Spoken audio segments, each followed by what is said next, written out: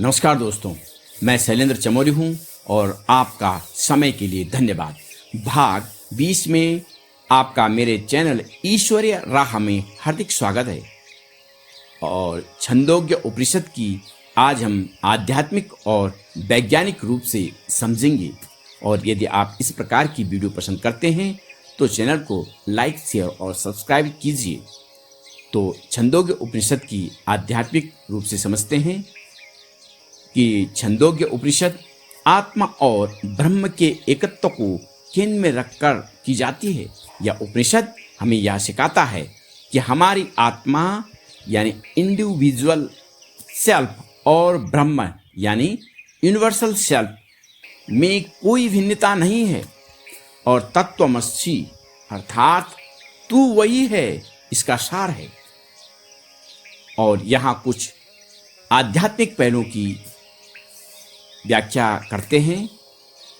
तत्वमसि यानी तू वही है, माने ब्रह्मा। तो उपनिषद कहती है कि जो ब्रह्मांड में है, सूर्य है, चंद्रमा है, आकाश है, पृथ्वी, अग्नि है, जल है, और वह तत्व हमारे भीतर भी है। और हमें सीमित शरीर नहीं है, हम वही परम तत्व हैं। तो उद्दालक अपने पुत्र श्वेत केतु से यह समझाते हैं कि जैसे बीज में पूरा वृक्ष छिपा हुआ है, वैसे ही आत्मा में ब्रह्म छिपा नहीं बल्कि प्रकट रूप से विद्यमान है। और इसका आध्यात्मिक संदेश है कि हम अपने आप को छोटा, कमजोर और सीमित समझते हैं, लेकिन हमारे भीतर भी वही ब्रह्म है जो सर्वशक्तिमान, सर्वज्ञ और सर्वव्यापक है। आत्मज्ञान से ही मोक्ष मिलता है। नेक्स्ट है कि ओम यानी ओंकार की महिमा।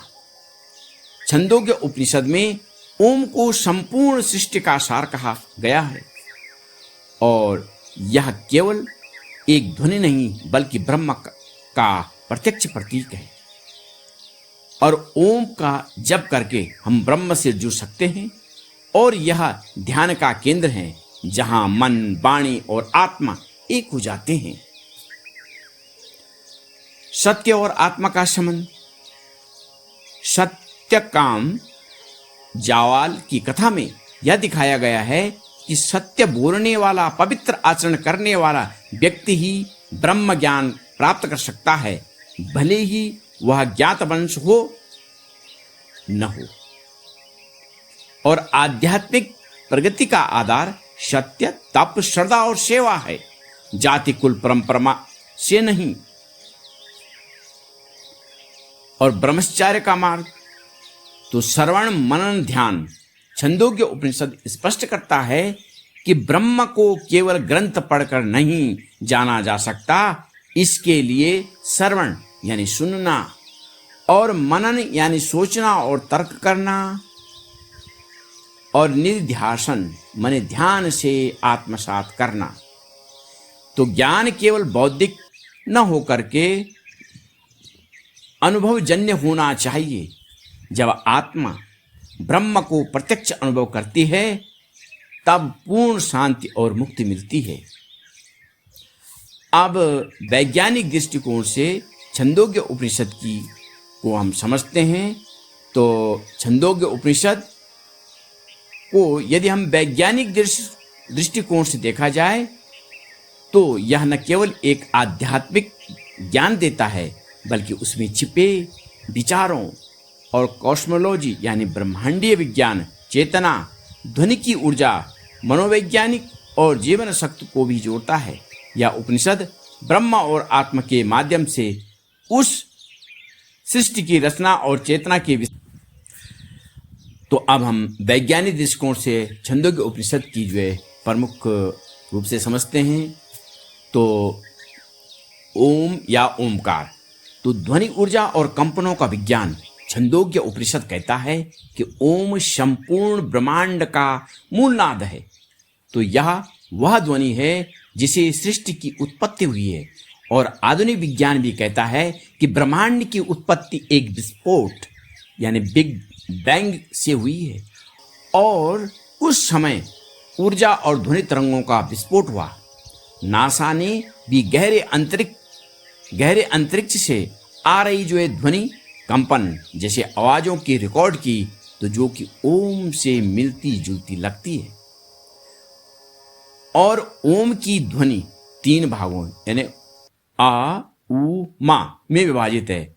तो आ का मतलब जागृत, उ का मतलब है स्वप्न और मा का मतलब है सुषुप्ति के मानसिक अवस्थाओं से जुड़ती है। यह मस्तिष्क की अल्फा और थीटा तरंगों को जो है जागृत करता है, जिससे शांति, संतुलन और जागरूकता बढ़ती है। तत्वमसी यानी माइक्रो और मैक्रो कास्म का एकत्व। यह महावाक्य बताता है कि आत्मा और ब्रह्म में कोई भिन्नता नहीं है। जो ब्रह्मांड में है वही हमारे भीतर है। तो विज्ञान भी यही कहता है कि हर जीव कोशिका में जो है डीएनए वही तत्वों से बना है जो ब्रह्मांड के तारे और ग्रह बने हैं। क्वांटम फिजिक्स के अनुसार ब्रह्मांड एक जुड़ा हुआ क्षेत्र है और सब कुछ एक ऊर्जा क्षेत्र का हिस्सा है। तो आत्मा कोई स्थूल वस्तु नहीं, बल्कि एक ऊर्जा चेतना है जो शरीर से स्वतंत्र रूप से अस्तित्व रखती है। और तत्वमसी यह संकेत करता है कि व्यक्तिगत चेतना यानी इंडिविजुअल कॉन्शियसनेस और ब्रह्मांडीय चेतना यानी यूनिवर्सल कॉन्शियसनेस मूलतः एक ही ऊर्जा क्षेत्र हैं। और जीव विज्ञान में बीज और वृक्ष का दृष्टांत उपनिषदों में उद्दालक और उस अपने पुत्र श्वेत केतु से कहते हैं कि बीज के भीतर पूरा वृक्ष जो की सत्ता छुपी है, भले ही वह आंखों से न दिखे। और आधुनिक विज्ञान भी कहता है कि डीएनए और जीन्स में पूरी जैविक संरचना की सूचना यानी इंफॉर्मेशन छिपी होती है, जिसे हम आंखों से नहीं देख सकते, पर वह जीव की संपूर्णता को निर्धारित करता है। तो हम कह सकते हैं कि सूक्ष्म स्तर पर जीवन का पूरा कार्यक्रम मौजूद है। आत्मा भी इसी तरह सूक्ष्म है, लेकिन उसमें अंततः ऊर्जा और चेतना की शक्ति समाई हुई है। और मन और चेतना को कैसे समझते हैं? तो छंदोग्य उपनिषद कहता है कि भोजन से मन बनता है और मन से ज्ञान बनता है। तो यह शरीर, मन और आत्मा के बीच को संबंध को दर्शाता है। और आधुनिक जो न्यूरोसाइंस भी मानता है कि मस्तिष्क की कोशिकाएं शरीर की पोषण प्रक्रिया से बनती हैं। सही आहार से मस्तिष्क सक्रिय, शांत और सजग होता है। तो इसलिए चेतना मस्तिष्क की उपज नहीं, बल्कि एक स्वतंत्र शक्ति है जो मस्तिष्क के माध्यम से कार्य करती है। और ध्यान और जप जैसे प्रयोग से चेतना की तरंगें बदली जा सकती हैं, यानी जैसे ईईजी के प्रयोगों से प्रमाणित होती हैं। और हम निष्कर्ष रूप में अंत में कह सकते हैं